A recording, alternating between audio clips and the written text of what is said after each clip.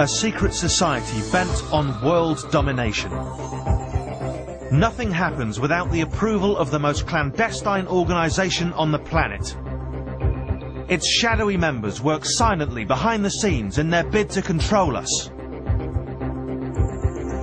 The Illuminati. The Illuminati is a secret society within a secret society. They have the age-old dream of controlling the world.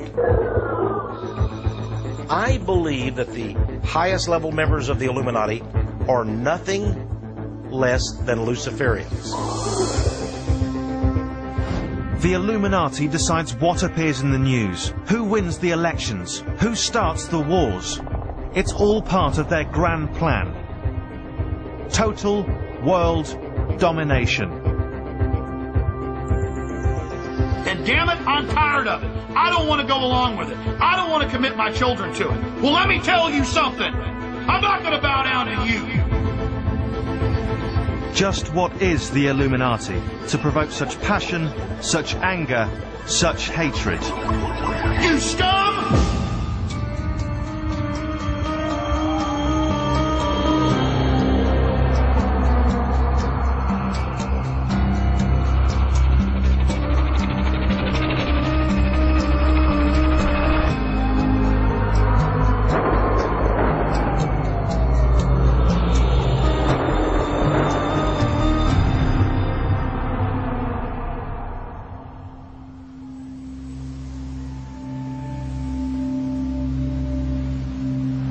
The Illuminati is everywhere, hidden amongst us. Anyone in this crowd could be a member. He could be one, she could be one, he definitely could. But we can never be sure. They're secretive, shadowy, surreptitious, and the stuff of myth. So I'm going on a journey to look for this elite group that's scheming and conspiring against us. And I'm going to try and discover what's true about it and what's not true. The journey begins deep in the heart of Texas.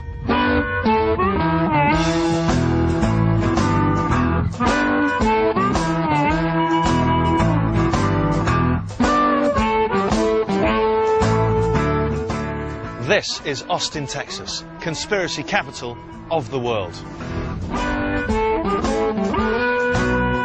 Texas is home to at least 4 of the world's leading Illuminati conspiracy theorists.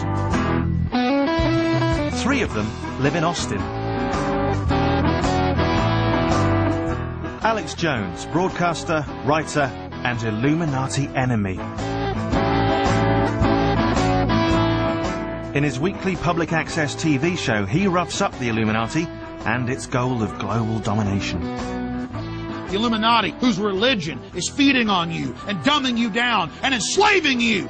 And it's time for all of you to stop being naive and to get involved. I couldn't think of a better job exposing their crimes, exposing their propaganda, exposing what these Illuminati fat cats think of us, the population. They think of us as their minions. They call us cattle.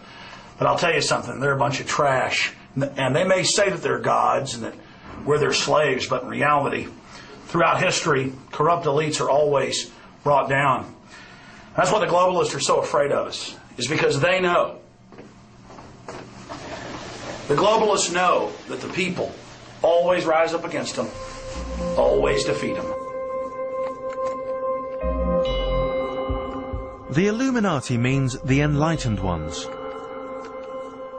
The society was founded in Bavaria in 1776 by Adam Weishaupt, a professor of law.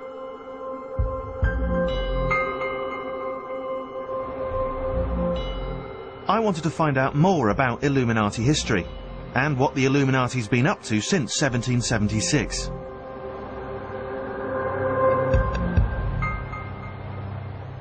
Alex Jones has sent me 300 miles north of Austin to meet an expert on this mystifying organisation. Jim Maher's view of the Illuminati fits perfectly with his conspiratorial view of history. If it's not an act of God, it's a conspiracy. Jim spent much of his life studying the Illuminati. I wanted to know what its beliefs were. The founding concept was that man is able to determine and to forge his own destiny, and that we do not need organized religion, we do not need cardinals or priests or popes or whoever else to dictate to us. And their stated goals was the destruction of all organized religion and all of the existing governments at the time. They had this basic egalitarian concept of, I guess you would say, responsible anarchy. Okay, that's a start. Next, I get sent back to Austin. I have an appointment with conspiracy theorist number 3. It really starts, as I said earlier, in the first... Galen Ross believes that Adam Weishaupt, the founder of the Illuminati, started out with good intentions. But he just didn't keep to them. His idea was to bring in the best and the brightest and try to gain control of the world so they could solve world problems. They really had these glorious ideas, and then it sort of went awry. It went awry? Yes, they took on evil directions. They really control everything of significance throughout the entire world. That goes back to the Civil War in the United States, World War I, World War II, the Vietnam War, and the Iraqi War. They financed every war since about 1800, both sides. Every time I think I'm on to the Illuminati, someone says something that sends me in a different direction. On to the next one.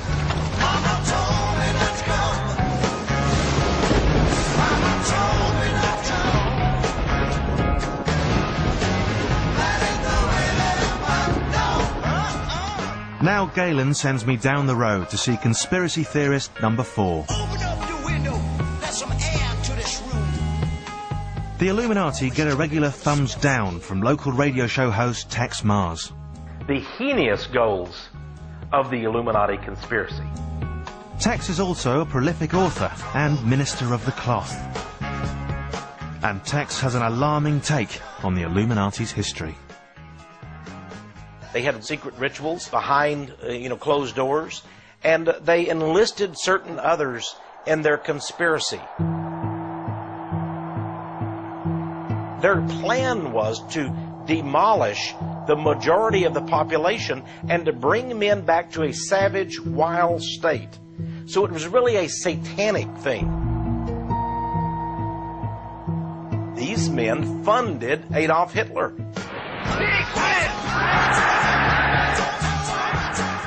Right, the Illuminati. Secret rituals, satanic leanings, Adolf Hitler. Responsible for the American Civil War and everything else since.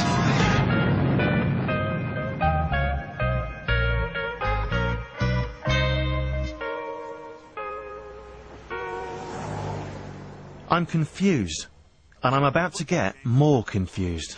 They give members questionnaires. Would you kill? Would you steal? Would you do this for a greater good? And if you say, no, I wouldn't, they go, oh, you've passed. You're the good person we want. You're going to stay at this level.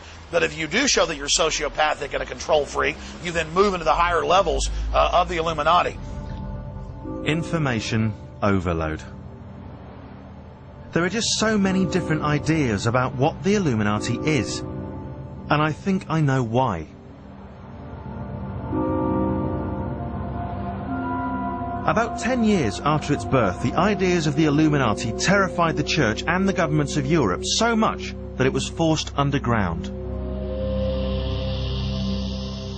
It's not that they actually physically went away. They just, put on a different coat and went out a different door and acted like everything was okay. But their philosophy remained intact. The Illuminati became mysterious, almost indefinable as, I'm told, it began to infiltrate other organizations throughout the world. These people, they spin out secret societies and organizations the way a spider does a web to entrap us here. That's all the Illuminati really is, a secret society, a body to expand control. The key ingredient to the Illuminati philosophy is secrecy and deceit.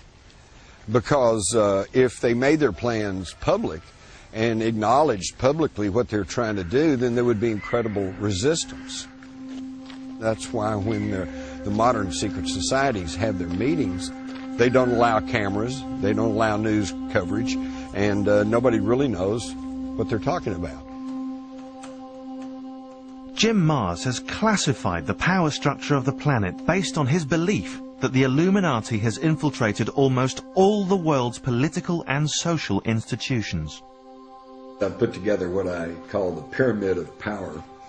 And of course, at the very bottom in the broadest block is the poor, long-suffering public. And they're controlled through the mass media and the low-level political structure, which in turn is controlled by... These are in turn controlled by... These in turn are controlled by the... which in turn controlled by the Committee of 300 or the Illuminati. And at the very top of my pyramid, I have a big question mark because it's who controls them. Just one question mark? I've still got loads of them.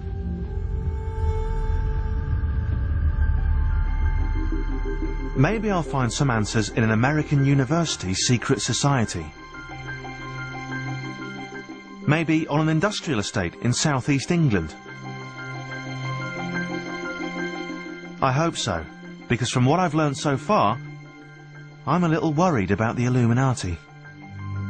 They don't want your soul to be free and happy and creative. They want you dumbed down and hateful and evil and unhappy like they are. I'm in Texas on a journey of discovery, looking for the Illuminati, the secret society bent on world domination.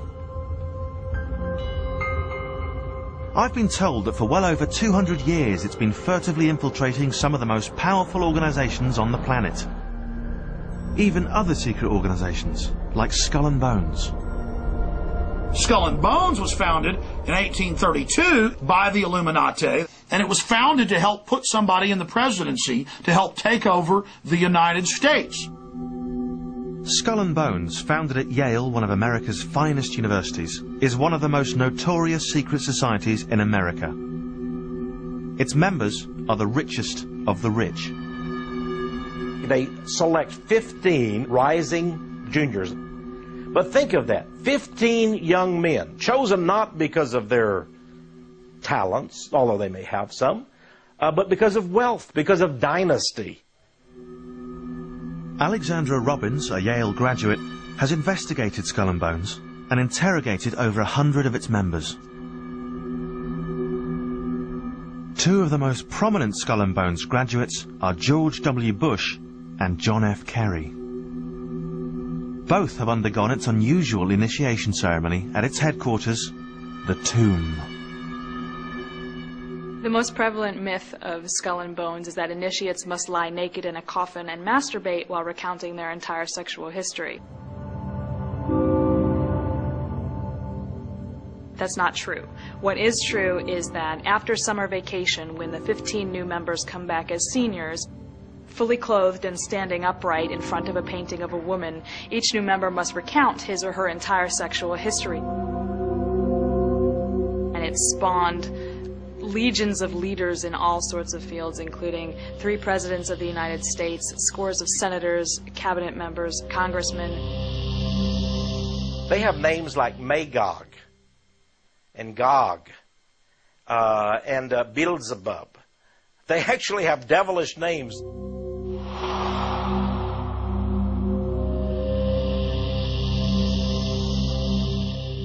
So it's a secret society, and it's a satanic secret society. They even admit that they eat off Hitler's silverware.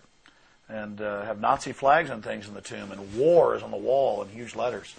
And they collect body parts and do strange rituals in the coffins. They do what? They collect body parts? That's right. They've had, they've done some grave robbing, haven't they? It's all admitted. Why do they do that? I mean, what's the thing with the body parts? It's like totems of power. They believe it gives them power. And it's kind of a whole death motif. It's kind of necrophilic. It's